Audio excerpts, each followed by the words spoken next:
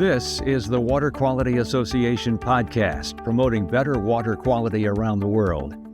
And I'm your host, Wes Bleed.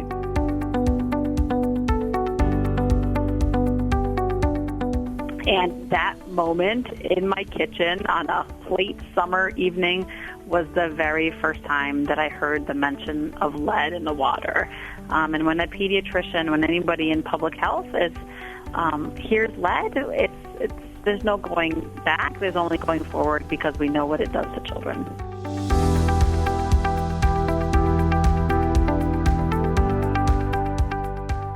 That's Dr. Mona Hanna-Attisha, the pediatrician who helped bring to light the lead crisis in Flint, Michigan.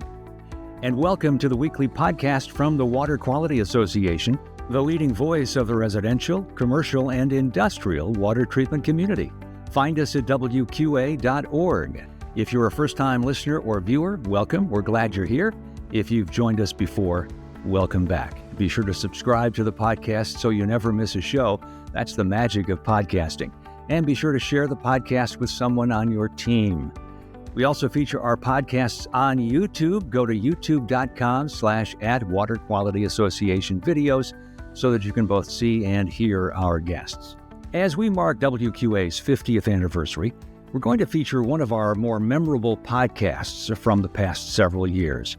We go back to October of 2018 for this edition, and our conversation with Dr. Mona Hanna-Attisha, the pediatrician who helped to bring to light the lead crisis in Flint, Michigan. We talk with Dr. Mona, as she likes to be called, about how she was able to detect the elevated lead levels in the blood of children in Flint, leading her to conclude that the public drinking water supply was the problem. She talks about the book that she wrote about her research, and then we follow that up with where she's focusing her efforts after Flint. This was an audio-only podcast back then in 2018, and so no video is available. Later, we'll have our WQA tip. And that's all coming up on the Water Quality Association podcast.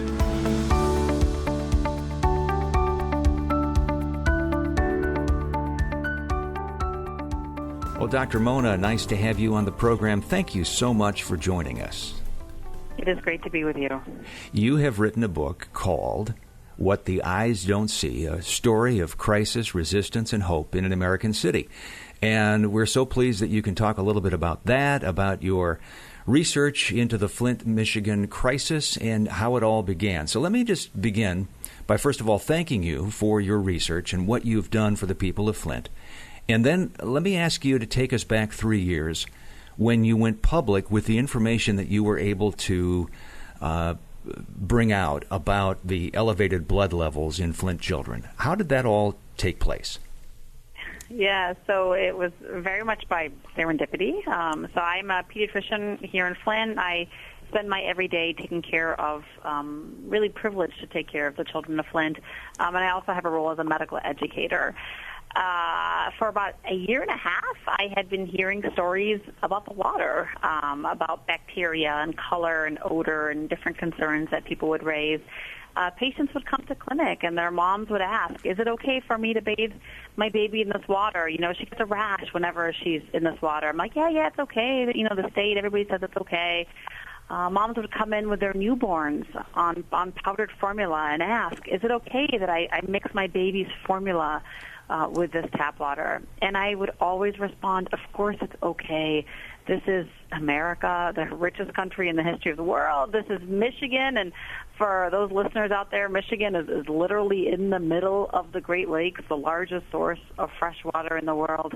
But really, none of that matters because, of course, there's rules and regulations, and there's people whose job is to make sure that our drinking water is safe for all. So for about a year and a half, my eyes were closed. I was very much drinking the Kool-Aid, believing that the water was fine. And that all changed in the summer of 2015 when really pure serendipity, a high school girlfriend of mine, her name is Elin Batanzo, came over. She is a drinking water expert, environmental engineer, formerly with the EPA Office of Drinking Water. We've known each other, for decades. We planned a last-minute barbecue. Our kids were playing together, and she cornered me in my kitchen, and she's like, "Hey, Mona, what have you heard about the water?" I'm like, "Oh, yeah, I've heard about these complaints, but everybody says it's okay. How could it not be okay?" And, she shared what she knew. She shared that she had seen a memo from a former colleague of hers at the EPA, Miguel del Toro, that really walked through what was happening in Flint, that the water wasn't being treated properly. It was missing corrosion control, and without that corrosion control, there would likely be lead in the water. First time that I heard the mention of lead in the water. And when a pediatrician, when anybody in public health hears lead, there's no going back. There's only going forward because we know what it does to children. And so you were able to put together the research in a relatively short time, I take it. Yeah, so, the book really walks through the fast-paced, page-turning kind of drama that happened in that 1 month period. It was 1 month of around-the-clock research. From the moment that I found out there was a possibility of lead in the water, I knew I needed the data. I knew I needed the evidence, the science that lead in the water was getting into the bodies of our children. I knew that I needed that proof of impact for anything to change. And that research happened in record speed. We looked at the lead levels of children that were already done, part of routine screening. We compared them to what was happening before the water switch to what was happening after the water switch. And really contrary to everything in the nation, in the state, and even in the city of Flint, where lead levels have been coming down for the last few years, we saw an increase in children's lead levels. It was worse in areas that had the highest water lead levels, and we also noted that there was nothing happening outside of the city drinking water limits. So we did something that doctors aren't supposed to do. Academics, researchers, you are supposed to share your research in a peer review process. You're supposed to get research published in journals, at conferences, but that takes time. And the children of Flint did not have another day. So really, kind of in an act of academic disobedience, we shared this research publicly at a press conference in the hospital, calling on the state to declare a health advisory and to get us back on treated Great Lakes water. And you were actually met with a fair amount of opposition or resistance, as the title of your book puts it, from public officials. Did you expect that, and how did you deal with it? Yeah, I did expect it. Everybody who had raised concerns about the water had been really dismissed and denied by the state. The amazing moms and the activists, the pastors, journalists, water experts who clearly showed very transparently that there was lead in the water. Everybody in the story had been attacked when they raised concerns. So I expected to have a little bit of pushback, but nothing can prepare you for what it's like when really the entire state and multiple arms of the state tell you that you're wrong. They called my research, they said my research was being sliced and diced, that I was an unfortunate researcher causing hysteria, and that the state's numbers, because the state has all this data, was not consistent with my numbers. So nothing can prepare you for that. And at one point I believed them. I thought I screwed up. I thought I was wrong. I doubted myself.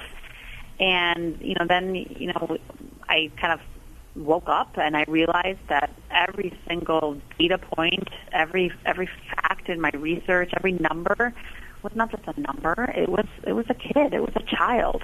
It was a child who, as a pediatrician, I've taken an oath to protect. And those kids got me back in this fight, and we fought back with more numbers, with more science, with more evidence that our children were being exposed to lead from the drinking water. And ultimately, it was our science that spoke truth to power, and the state finally conceded. But my science was unnecessary. It never should have gotten to the point where you needed my science of children's lead levels to end this crisis. Common sense science was dismissed from the very beginning, the science of not treating this water properly. But, just a few months into this water switch, General Motors, which was born in Flint, still has plants in Flint, stopped using this water because it was corroding their engine parts. and that was a full year prior to my research. So there were many, many missed opportunities to stop this crisis, to never have it happen in the first place. And it all reflects really our denial and dismissal of science. And so now we come around to today. The book is out. Why did you write it, and what is your expectation or hope in having people read this? Yeah, so, I started writing this book about 2 years ago. And I knew even back then that we would need a way to shine a spotlight back on Flint. Our issues are long-term issues. We are actually still in a public health advisory. The people of Flint are still recommended to drink filtered water and bottled water until our pipes are replaced. And we are about midway through our pipe replacement process, and that's amazing. There's only 2 other cities in the country that have replaced their lead pipes, Lansing, Michigan, and Madison, Wisconsin, and Flint will be the 3rd. And we're doing it really in record time. We'll be done by 2020. The other cities took over a decade. So one of the reasons I wrote this book was to really remind folks that this is not just a Flint issue. The issue of drinking water quality is an everywhere issue. Almost every week we are hearing about, either a new school district or a new community that is testing and finding, for example, lead in the water. And now we're hearing about all the PFAS issues. So it is a time really for us to strengthen the regulations that protect our drinking water, for a lot of these regulations to catch up with the science in regards especially to lead, where we now know there is no safe level of lead. But this book is so much more than just about water. The title of the book is What the Eyes Don't See, which is the very literal. We don't see lead in water. It's invisible. We also don't see the effects of lead. It's known as a silent pediatric epidemic. But the title refers to more than that. It's about people. It's about places. It is about problems that we choose not to see. It's about our blindness to a lot of issues that are happening all over the place. It's about the power that we all have, no matter what we do, where we are, how long we've been in this country, to make the lives of our most vulnerable populations better. And that is really the oath that we all took as human beings, as citizens of this country, to improve the welfare of our communities. Well, WQA members in the water treatment industry overall really has a sense that we offer hope as well, because we know that filtration does work.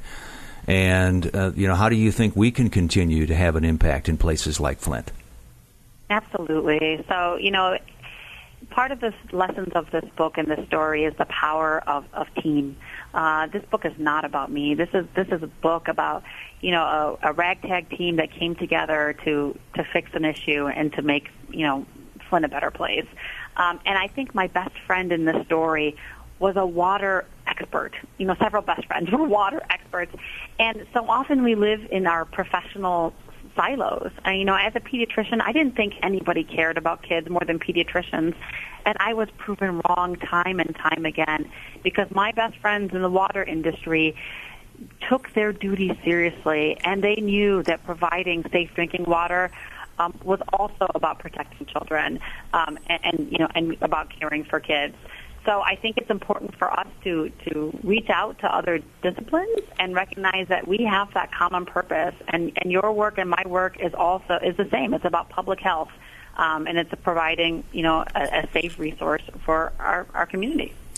The new book is What the Eyes Don't See, a story of crisis, resistance, and hope in an American city by Dr. Mona Hanna-Attisha. She prefers to be called Dr. Mona. And thank you so much, Dr. Mona, for joining us on the WQA radio podcast. So great to be able to talk to you and get that firsthand perspective as to what happened back in Flint, and also the ongoing research and monitoring that you're continuing to do there, and as far as other areas as well. We appreciate it so much. Thank you. It's great to be with you, and a special thank you to all your listeners who are doing their amazing profession to make sure that what comes out of our tap is safe. A huge thank you. Our WQA tip: you're invited to connect, inspire, and elevate at the 2024 Mid-Year Leadership Conference coming up September 17th through the 19th at a convenient Midwest location near Chicago's O'Hare Airport. Don't miss out on this collaborative strategic conference for the water treatment industry. It won't be the same without you. Learn more and register at wqa.org/MYLC.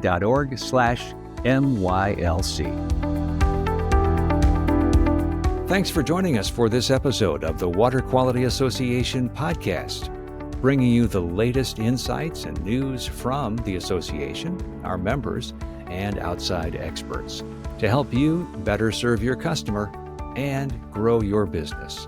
Learn more about water and water filtration at our consumer website, betterwatertoday.org, and learn more about professional certification, product certification, and how you can become a member of WQA at our website, WQA.org. Until next time, this is Wes Bleed. So long from the Water Quality Association.